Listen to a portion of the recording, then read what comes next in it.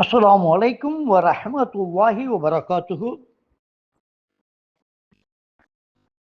நம்முடைய சுதந்திர இந்தியாவில் முஸ்லிம்களுடைய பங்களிப்பு அதிகமாக இருந்தது.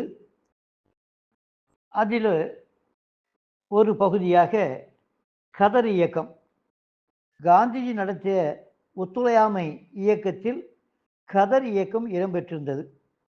அயல்நாட்டு பொருள்களையும் அந்நிய துணிகளையும் பயன்படுத்துவதே இந்தியாவின் பொருளாதார நலிவுக்கு அடிப்படை காரணம் என்று காந்திஜி கருதினார்.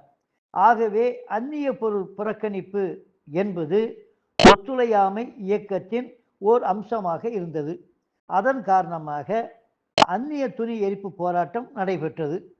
அந்நிய துணிகளை விற்ற கடைகள் முன்பு மறியல் போராட்டம் நடத்தப்பட்டது. அந்த காலகட்டத்தில் சர்க்கா என்ற இராட்டை ராட்டைன்னு சொல்கிறோம் இல்லையா, நூல் நூற்று அதை பயன்படுத்த வேண்டும் என்று காந்திஜி கூறினார்.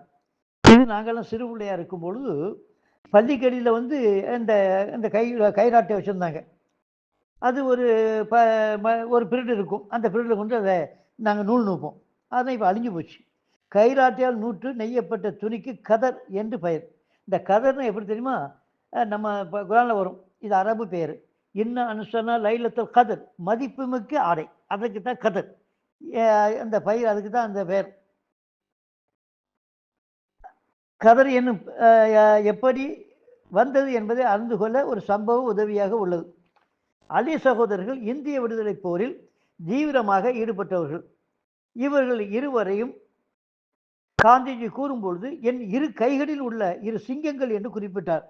இவர்களின் இல்லத்தில் கைராட்டினத்தினால் நூற்று நெய்யப்பட்ட துணியை முதலாக அலி சகோதரர் இளையவரான முகமது அலி காந்திஜிக்கு போர்த்தி, இது தங்களுக்கு கதர், கண்ணியமாக இருக்கட்டும் என்று கூறினார். அதிலிருந்து கைராட்டையால் நூற்று நெய்யப்பட்ட துணிக்கு கதர் என்ற பெயர் ஏற்பட்டது.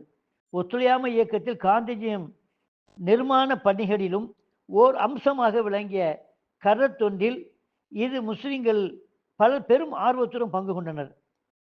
நம்ம தமிழ்நாட்டை பொறுத்தவரை கம்பம் பீர் முகமது புலவர் தமிழ்நாட்டில் கதர் இயக்கத்தின் தீவிர தொண்டராக திகழ்ந்தார் என்பதும் இந்த தகவல் மூலியமாக உங்களுக்கு தெரிவித்துக் கொள்கிறேன். இன்னும் இது போன்ற நிகழ்வுகளை சமயம் கிடைக்கும் பொழுது தான் பதிவிடுகிறேன்.